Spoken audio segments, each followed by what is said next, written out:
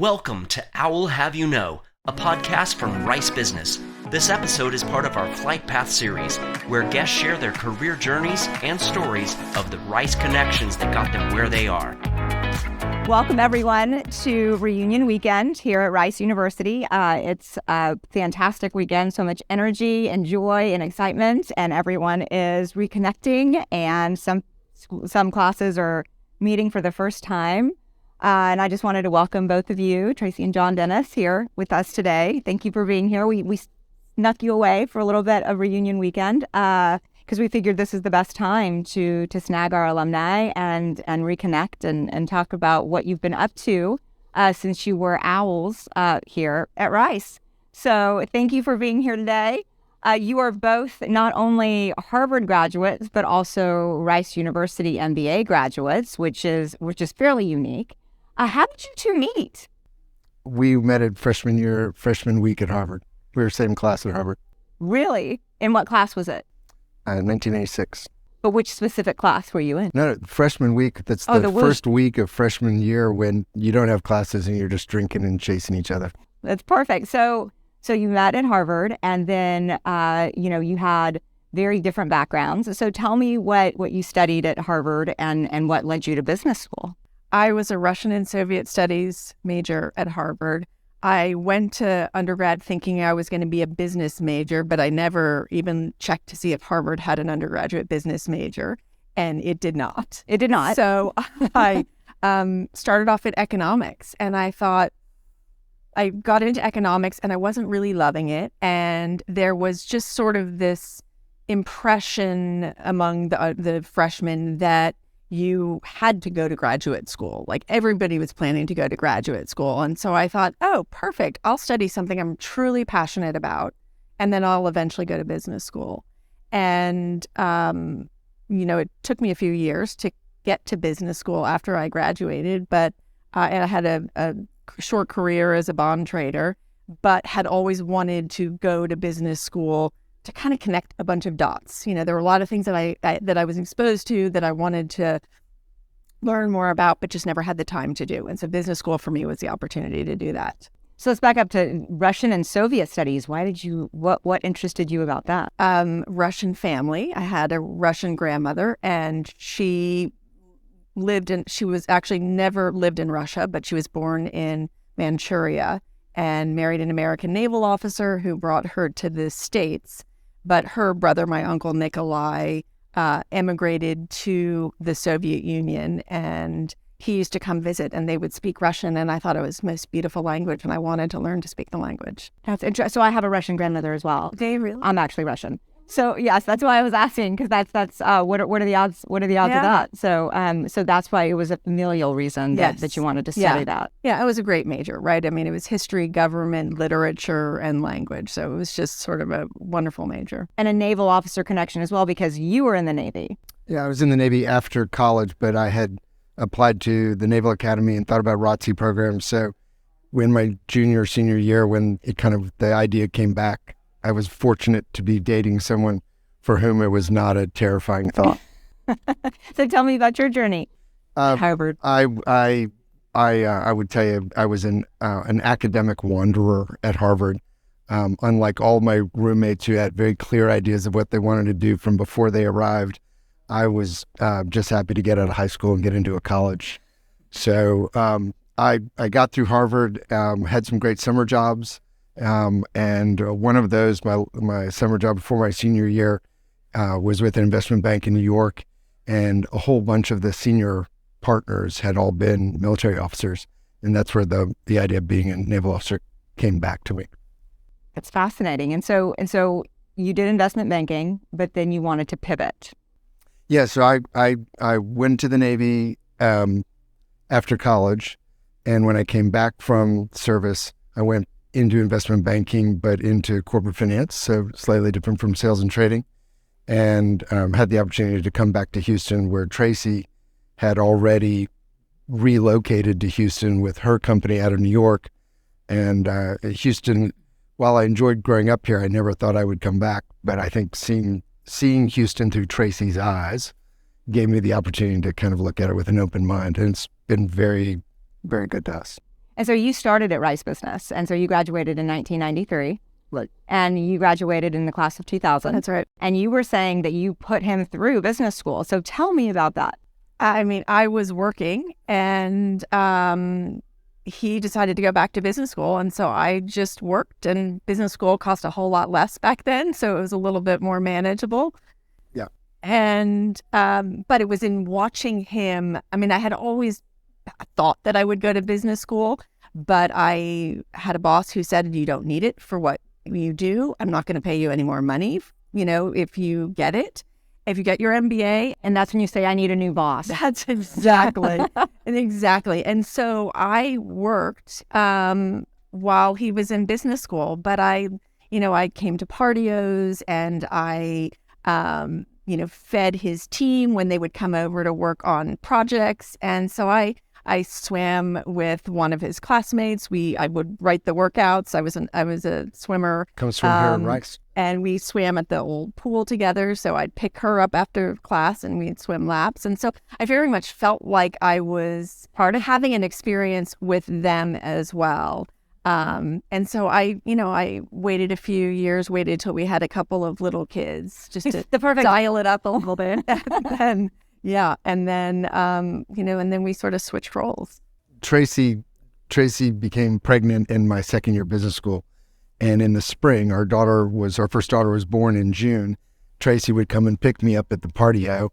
And Wait, she let you go to the Partio while you were at home with the baby? Oh, no, baby I wasn't picked him here up yet. and So this dragged him is like April and May. Okay. We're going to Lamaze classes. Oh. And Tracy would come pick me up at the Partio, literally drive up on the curb and say, come on, it's time for you to get in the car. And we'd go to Lamaze classes. And by that point I'd had, I don't know, 3 or 4 beers or maybe more. And we would get to Lamaze class, and the first thing that they would do is sort of want everyone to do these deep breathing exercises. And Tracy would be wide awake, and I was apparently falling asleep in the Lamaze class. So I distinguished myself. What grade did you get in that class? It didn't do very well. Didn't do very well. And so after Rice, you started your own company. Later, but there were a series of sort of entrepreneurial steps in the way. Well, tell me about those steps. Immediately out of business school, I went to work for a private family here in Houston that was trying to buy Continental Airlines out of bankruptcy. And it wasn't United. It turned into United later, but it was Continental still at the time. And they ended up not being able to do the deal themselves, but they did it with a partner. That led to another airline acquisition that they did called America West. And then they also backed a purchase of a spare parts inventory from the Eastern Airlines bankruptcy. So I spent a couple of years in aerospace related deals. And then that same group of folks decided to back an oilfield service company, and I had the opportunity to go work in that. And so that was a business that we grew and built, and that was probably the most entrepreneurial opportunity I had in an operating company. So it was good. It's good. And so you had actually, Tracy, you just served as the president of the Alumni Board Association. You've been a part of the Alumni Board for quite some time.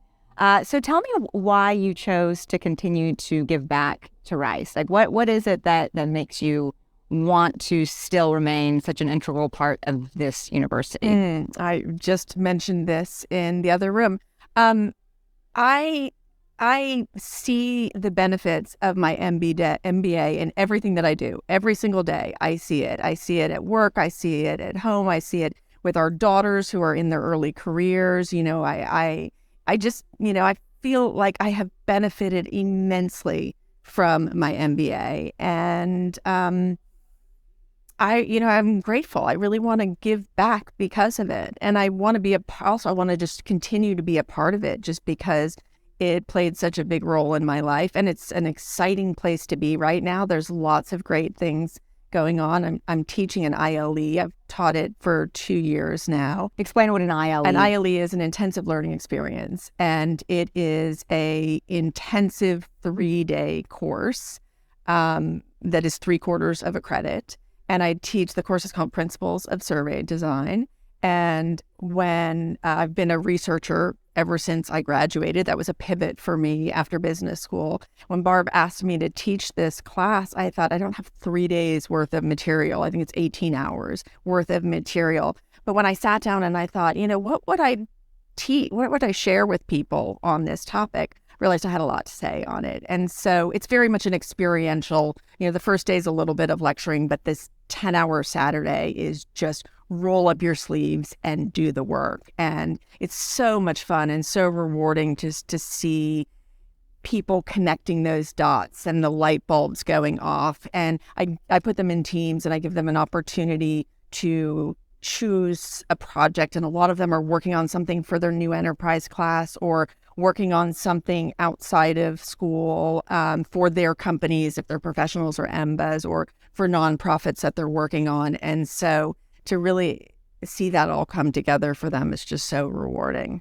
I was telling my own daughter about survey design and how that works, and she was fascinated. So I don't know. I mean, maybe in a couple of years, she might be in that ILE class. So how you have how many daughters do you have? Two daughters. Yeah. As do I. Girls are the best. Yes. Sorry, I'm just going to say that. And so how old are they? They are 29 and 26. And how long have you been married? 30-something years. Oh, trick question. I know. I never know the number. He always knows the number. And did your girls go to Rice? Our girls, no, neither one went to Rice. But our older one has an MBA from Colorado Leeds in Boulder. And Sharon Matusik, who was my strategy professor, it was the dean. She's now gone on to Michigan, but was the dean when our daughter was there, which is kind of fun.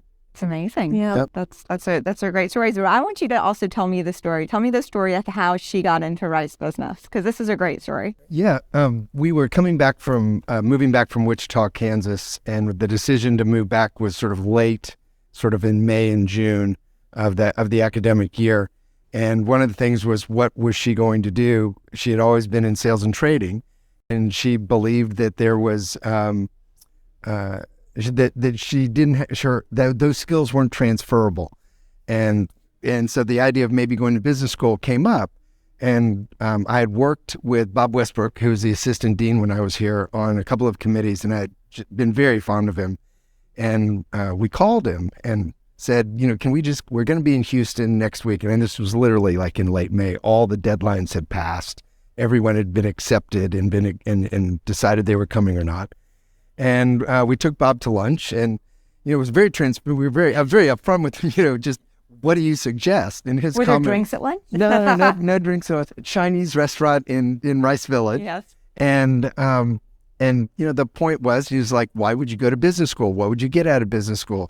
Would business school be a pivot for you to other things? And Bob, who is a marketing professor and a market research guy, he basically said at the end of lunch, look, I think you'd be a great addition to the class. I have the ability to kind of make some things happen, but you actually really do have to take the GMATs. Ah. And so she was able to take the GMATs online, and she sent him his score. And I think, he literally called her back the next day to say, okay, we got a place for you. Well, and what a great decision it was, since you were just awarded the Volunteer of the Year award. So tell me about how rewarding that must feel for you to get an award like that for Rice. I mean, I can't even really put it into words. When I got the letter, I got a letter FedExed from the business school, and I thought, oh my gosh, what did I do wrong? I mean, this is serious, right? There's email, there's a phone call. And the letter said that I was receiving this award. And luckily it said why, because my first reaction was, why? Because I don't think of what I do with Rice Business as volunteering. I mean, I do it because I feel strongly about Rice Business. And, I personally get so much out of it, and I want to give back to the school because it's given me so much. Well, those are the best kind of volunteers, the ones that don't think about what they're doing to actually give back, because it's something that's just, they just do it, right? And they don't think about it, being a volunteer position. It's just something, it's a work of love and devotion and passion. So, and congratulations to you. Thank you very much. Yeah, thank you. And thank you for being here today. I really, really enjoyed just getting a snippet of your lives. And I look forward to maybe we can have you back on an I'll Have You Know podcast, and we can dive a little bit deeper into your life. Do we have one more minute? Because I have a great story. Absolutely, yes. So we arrived here at 12:15 today, and at 12:17, my phone rang, and it was a dear friend, David Ducote. He was just leaving Rice campus with his daughter, her fiance, a young man, and they had just driven off of the Rice campus. And he was calling me to say, my future son-in-law has been accepted to Rice Business School and Duke Business School. Would you tell him why he should come to Rice? So I walked around out on the courtyard and basically made the case that, you need to come to Rice. And, here's what my wife and I are doing. Here's what my wife's receiving an award today. And we really, really like this place. And at the end of it, we got off the phone. I said, wish you all the best. Call me if you need anything more. I get off the phone and I text back to my friend. I said, okay, did I say everything you wanted me to say?